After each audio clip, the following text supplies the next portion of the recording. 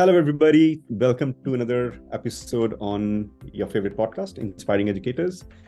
We bring another inspirational education leader today for you, Mr. Tijay Gupta, who's been really impacting education across the length and breadth of India by, running, I'll not say hundreds, I'll say thousands of schools, almost 1,400 schools today, divided amongst Bachpan Play Schools and academic height public schools. And super passionate about bringing change to the education systems. Before going ahead and me asking questions, I'll request Mr. Tijay Gupta to introduce himself, and we take it ahead from there. Mr. Gupta, over to you. Yeah. Hi, good evening, everyone. So I'm Tijay Gupta. I'm very excited to be at this window. I think my journey started 20 years back. So now it's a time if I can motivate somebody to be into education, be it teacher, be it parent, be it anybody else. So I think that's a great opportunity to come across such a wonderful platform. So technically, I think we'll be discussing about the challenges of education today, expectations, the parents, teachers, what the kids need to do. So I think I'll be trying to touch the lives of everyone related to education and everything. So I started my journey 20 years back. I completed my MBA. After doing my graduation, I completed my MBA and then came into this industry. We are a chain of about 1,200 preschools all over the country with the name of Bachpan. 2010, we started another venture with the name of Academic Height School, which is a K-12 school chain. We had about 100 odd schools for Academic Heights also. 2015, we thought of completing our education journey. So that's how the idea came into our mind, like to start a university. So 2020, we started the university with the name of Rishihood University, which is in Delhi NCR, kind of. But unfortunately, COVID came. So our first batch was a complete was complete online batch. But now the university is being functional at its peak. So I think we are catering from PG to PG, leading to post graduation, doing everything under one roof. So that's a little about me. I think we can take it forward from here and discussing all the points.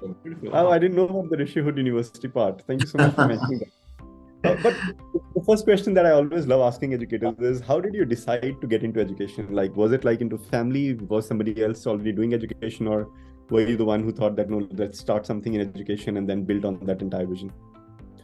It was an accident, actually. There was no thought of going into education. Typically, I belong to a typical Baniya or business family where my grandfather used to run a sweet shop, and they ran it for almost 60 years about in a base location of Delhi.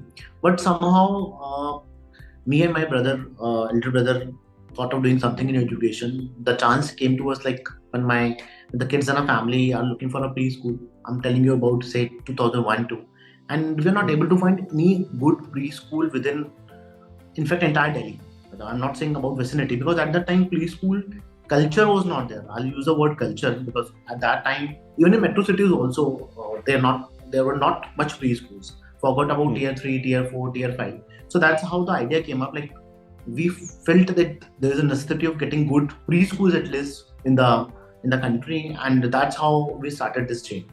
We thought of a very small idea, very happy, like, if we get 100 odd schools, that's quite a good number.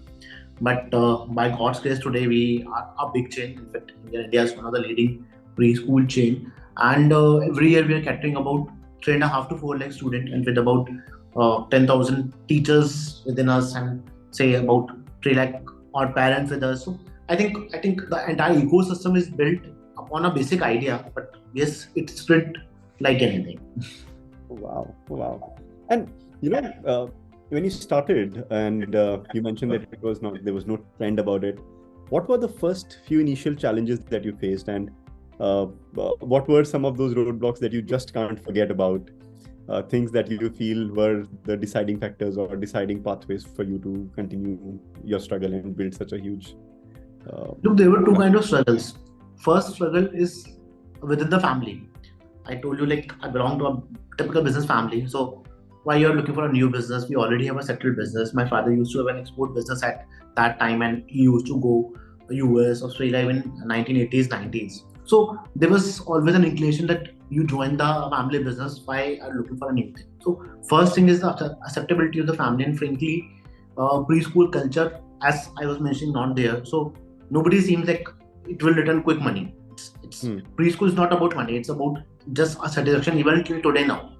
Right. So first thing is the family challenge which need to be taken care of. Secondly was the acceptability from the parent view. Look, almost 60% of our preschool runs in tier 3 and 4 kind of cities. Tier 3, 4 grandparents, parents, why you're sending a 2-year child to a school? It's like a jail for him. Why you're sending a 3-year? It's very difficult to make them understand that preschool is not about schooling. It's about more of a mind exercise, child-boggling things, doing all the activities, doing all the stuff together. For example, my daughter, when she was 4 or 5, she don't know how to tie a lace. She don't know how to do a buttoning and unbuttoning. And that's the case with most of the parents. If that child has been sent to a proper preschool, to a proper academy, to a proper thing, at least child know the basic thing. So in India, the problem is that the preschool is still that word attached. The school word is always a sense of responsibility with us. For us, it's a responsibility of our parents. Preschool seems as a jail. So that sense need to be taken care of, which we did, I think, in a different way altogether. Wonderful. No, I think that's a very good perspective to bring in, because anybody who looks at preschools today, they feel, oh, this is such a good business. But then building it up when people did not accept it as a mainstream go-to place for kids, and at that time convincing parents and as you correctly said, tier 3, tier 4 cities, grandparents more than parents, that we can take care of the child ourselves. You don't need to send the child, tumse nahi palta to hum paal lenge types of thought mentality, right? And so building that from there, I think very straight next question that comes to my mind is, having such a large chain of schools in varied geographies, one of the most important things would be to maintain the quality of education that your schools deliver. How do you look at the quality? How do you make sure that a Bachpan school or an academic heights public school in one part of the world, one part of the country, is able to deliver the same quality that would be in another branch which is near to you where you live, and it's just similar one is offered in, let's say, a 700 kilometer away branch in some other part of the country? How do you measure and how do you maintain that? Very rightly asked, and indeed it's a very common question which comes from every parent, that if I'm shifting from, say, Patna to Delhi, how do you maintain that quality? So typically, once we started this business in 2004, we realized that there is a deficiency of structured system. Education is there. How the place where education works. We need to teach 20 English rhymes, 20 Hindi rhymes, ka kha ga, the 1 to 100 counting. These are the common things, even till now. I always say among parents, even in last 100 years or 200 years, there's even no new rhyme. When a child is born, we typically show him Twinkle Twinkle Little Star, Rasgulla. All those rhymes are common.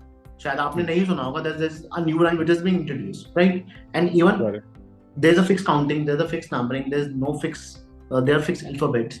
So the challenge is not to teach. The challenge is to make a system. So what we did, we make entire process streamlined across all the branches. For example, I just tell you, we are the first one in the industry to introduce robotics, virtual reality within the play school itself. With virtual reality today, with I think most of the parents which are getting this show or viewing this show, you see on Instagram that in most of the malls or foreign countries, people are playing video games on VR. What we did, we bought education with VR. For example, we make a typically video or a movie for a solar system, whereby a child wears a glass and he can view the solar system right from the glass.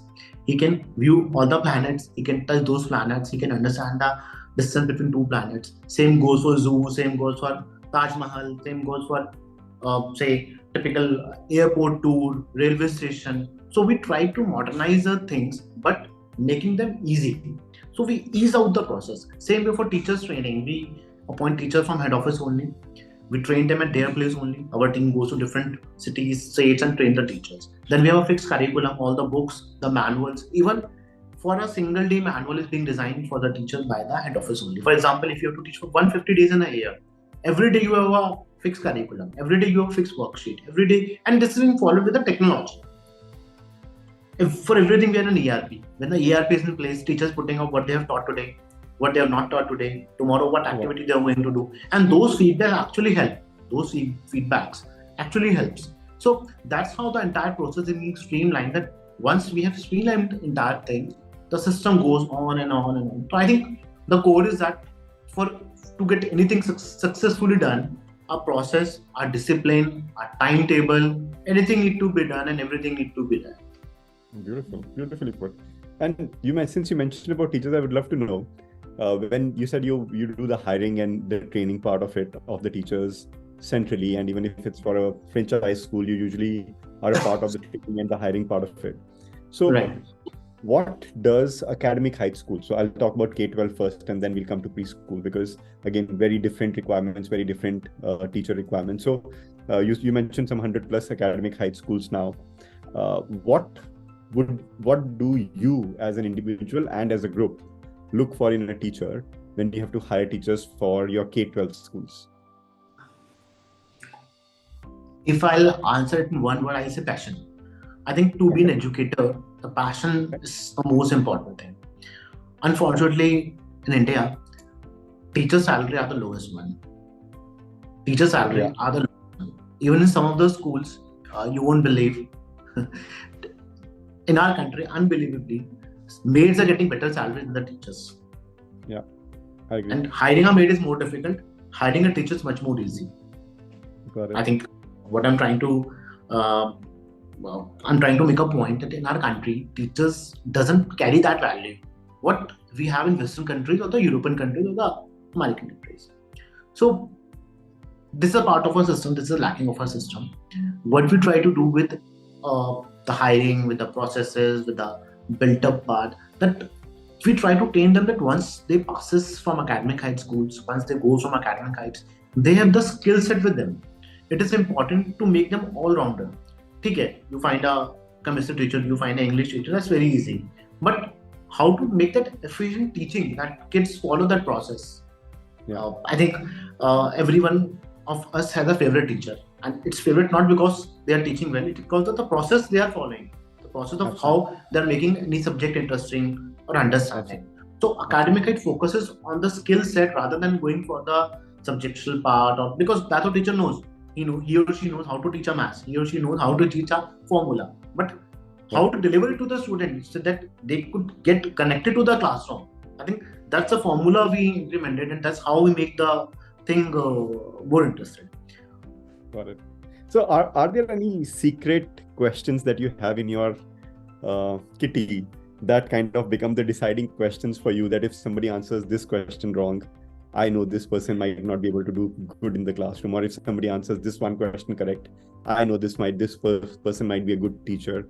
So what are your go-to questions when you meet a teacher for interview? I don't think it's work like that. I think then it would be an IIT interview or IIM interview that we will be selecting the teachers on the basis of particular question. I think as I answered it, passion and how well they are connected to the kids. I think that's more important. Like for example, if you take a demo of a teacher, we ask him to stay for half an hour or 40 minutes, 50 minutes with kids. With 40-50 minutes, you will be able to understand how they can cope up the kids or not. Whether it's play school, whether it's K-12. As I was telling you, like it's more important how a teacher handles a class. So being a favorite teacher could come from any reason. शायद आपके life cycle में ऐसे teacher होंगे जिन्होंने बहुत अच्छा नहीं पढ़ाया, but still they would be a favorite teacher because they've given you important lessons about life, how the life is gonna take away. I'll just share an incident here. In my standard 7th or 8th, I took up Sanskrit as like a very normal student. के Sanskrit numbers ज़्यादा आते हैं. Don't take German, don't take. So initially I opted for German, then I switched on to Sanskrit. So there was a Sanskrit teacher with us, and in Sanskrit, if you know, like there are shlokas and everything is there. And हमारे जो हिंदी श्लोक और संस्कृत श्लोक है ना, they are very motivating. For example, अगर ऐसा होगा तो ऐसा करना, show your parishram, show your this and be brave, all those things. Right. So whenever she used to teach all those things, she keeps one point always. बेटा ये book में पढ़ने के लिए तो okay है. कभी बहादुरी मत show करना. If 20 guys are jumping on you, just ran away. That's right. तो संस्कृत ये नहीं बोल रही. Sanskrit is saying that you should fight for everything. Right. So her point was this: the bookish knowledge is different as compared to what life shows you or what life comes with. So you have to understand the difference between the life and the books. I'm not saying books are wrong. I'm saying Yeah. there is a point when you need to understand that where the book is gone and where the theory is gone away. So I think I completely agree with you. And I think as as a person who's managing so many institutions, it would also become your responsibility to be able to create that balance. Now, what that Sanskrit teacher did with you have to do with these 200,000, 300,000 students almost on an every year basis, that what is the part that they should be learning as practical and what is the part that they should be learning as theory. And for that, you would have to look at education from a very different perspective. You mentioned earlier that you brought in robotics and VR even in play schools. And then there are these K-12 schools. So when you think about education, what do you feel about what will the future of education be like? Let's say 5 years from now or 7 years from now, what do you think could change in education? Look, we have about 1,300 odd schools, and our job is even more difficult because it's easy to make teachers understand, but it is difficult to make somebody who is running a business. Somebody who is running a business means the business holder or the business owner, because he always looked at the perspective of more of a profit, or at least 50% of a profit and 50% of the delivery of education. So what I can say, the breed which comes to us, we need to train that breed according to our requirement. So of course it's a difficult challenge, because as a stakeholder, of course it's not wrong, but as a stakeholder, he has entirely different perspective in terms of running up a school. So that balancing needs to be done, which is most importantly need to be done. Looking at the future education, I feel now we are going in the right direction. Thanks to COVID brought us a lot of changes in education today. Small schools, we have ICT labs. Even government schools are doing ICT labs now. We're getting daily inquiries from the government for the content in books, and now the books content every day they're improving. The best part which COVID gives us is training the teachers, train the trainers. Yeah. So I think before COVID, 80%, 75% of typical teachers, typical means the teachers which are there from in the industry from last 30 years, 40 years, are not accustomed to the technology. When they comes into technology, when they comes in terms of the technology, they become an all-rounder. Earlier they were a batsman or a bowler, now they are a complete package. So that's wonderful, which this COVID has done. So I think looking at another 4, 5, 6 years, I think our entire system need to be changed, and it's changing. Yes, it's going slow, but with our population, with our content, with our systems input, but now we are going to right direction.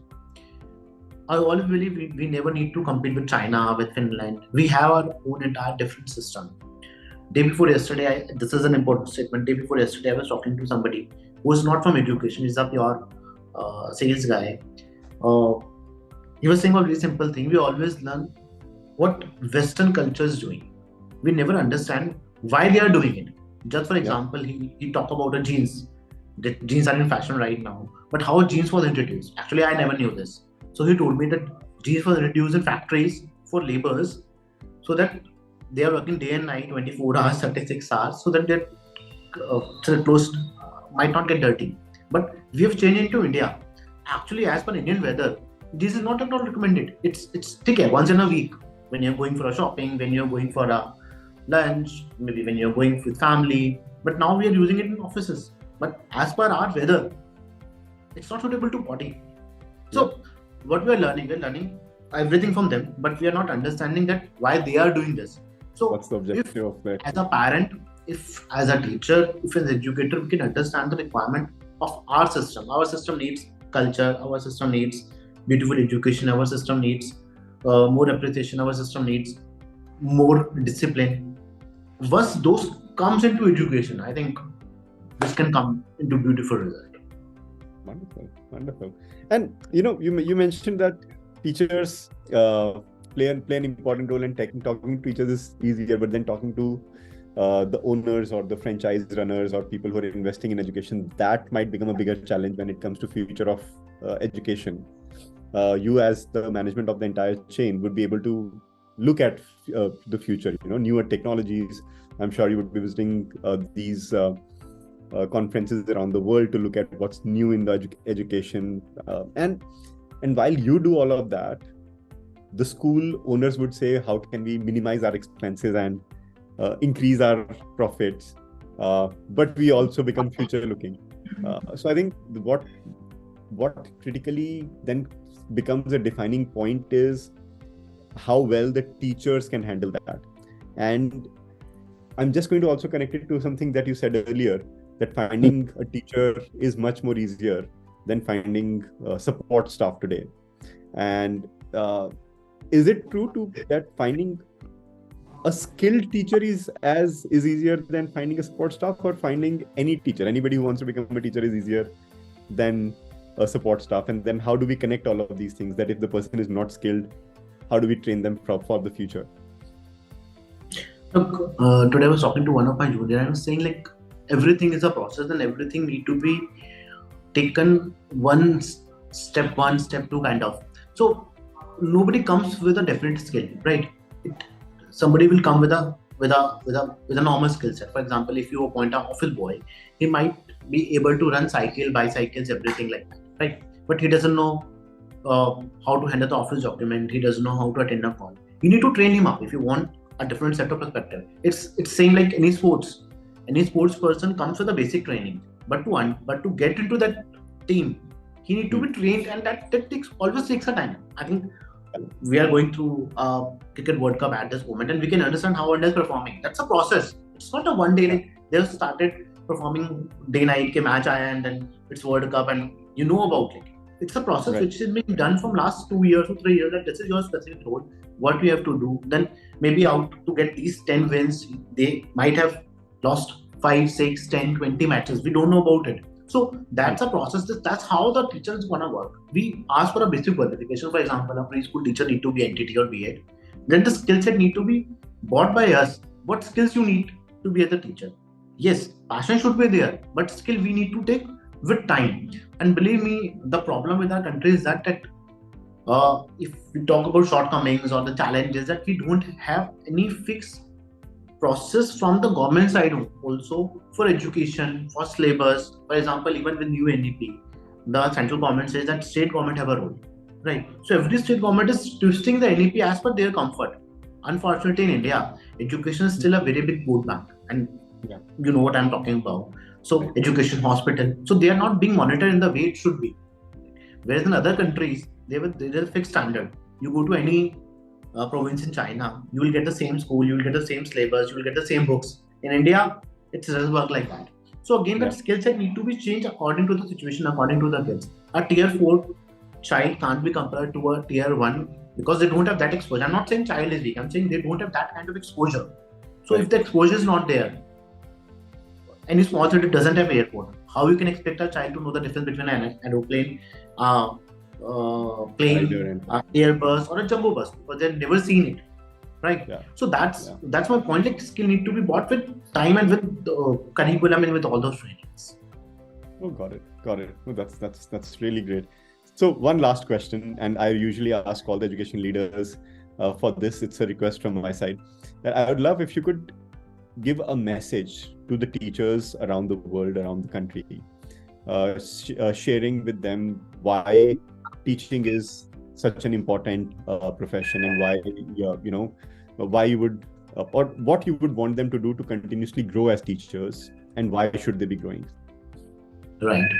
So how the continuous growth can come? Continuous growth can come only and only if you're upgrading yourself. Upgrading yourself is most important in any time of your life. If you're not upgrading yourself, you will lag in too many things, because tech is changing everything nowadays. Secondly, to be a good teacher, don't look at result, just look what you can offer to the child. वो आमिर खान वाली movie है ना, 3 Idiots, that very one famous dialogue that learning is at every classroom. आप किसी भी classroom में बैठ जाओ. So the teacher should be like that. You give the basic learning to the child. Okay, books are okay, but what you are teaching, that learning is most important. I'll share very small instances for our teachers. I think that will help them out. My daughter was suffering from a severe toothache. I went to my regular dentist. So as a normal dentist, we ask like, "Beta, kitne baar brush karte ho?" She said, "Sir, I brush twice." Okay. What time? In the morning and in the, of course, at night. Okay. You do it regularly? she replied, sir, 5 days a week. Yeah, why don't do for 7 days? Yeah, this, that, as a normal child. So my dentist asked me, Tijay, you start keeping him say every day that you have to brush at night. Because doing it every day is very difficult. Kids get angry and kid doesn't follow this. So if I keep on saying for 7 days, even then the result would be same. So he said one very simple thing he said, I'm a dentist, my kids brush only for 3 days a week. I keep saying the same thing to them. यार उनको ना 20 साल बाद ये याद रहेगा जब हम मर जाएंगे, क्या मेरा पेरेंट कहते तो सही थे कि 7 बार करना चाहिए, 8 बार करना चाहिए. So don't stop saying good things to your kids. Yeah. That's your exercise, that's your role. Even when you get 80, you ask your kid, beta brush kar rahe ho, nahi kar rahe ho. Right. So the point is this, we need not to stop here as a teacher. We should ask what is the right method. होता क्या है कि at times, at 50% time, 60% time, teachers loses the battle. This is a weak child. This is a bad child. This is a dumb child. Okay, I'm not saying you make a dumb child to a topper. Everybody has their own brains. But don't start losing focus on them. We have pure examples where dumb child nowadays have excelled and built up so many startups or tech ups, and I think everybody knows about it. Right. What is my duty as a teacher? That to give my 100% to all my kids, whether be it our 40 number roll number or our first roll. Unfortunately, many systems we are doing which are not right in our schools and few other schools. Yesterday, my daughter was telling that our schools are making a new section where only elite student would be there. Why are you getting this discrimination? Every child is equivalent. You're creating a system within your school. So I called up their principal. She said, no, we are not doing like this. We have different classrooms. We are just making a new section. This is only a theory which is being conspired. So I don't know absolute reality beyond that. But we are only letting us down. Na? We are differentiating our student. So as a teacher, I think we should not differentiate the student. We should give her 100% whether the result would come or not. But at least as to work when we were with 60, 70, 80, the kids remember our name.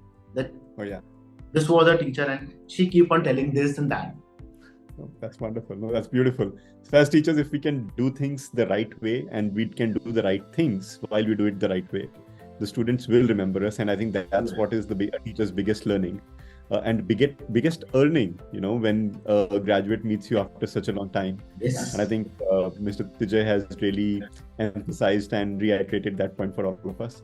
Thank you so much for sharing your thoughts around your journey today. It's really been a wonderful journey to talk to you. And I'm sure, hundreds of thousands of people would be inspired by looking at this over the years, and they would love to reach out to you and, get more inputs from you on what can they do. And I'm pretty sure there'll be many parents or many business owners or many school owners who might want to come and learn new things from you. I'm sure you'll be able to welcome and help them as well. Thank you to all the listeners for giving us your time today again. I'll be meeting you soon again in the next episode with another inspirational educator. Until then, have a great day. Bye-bye.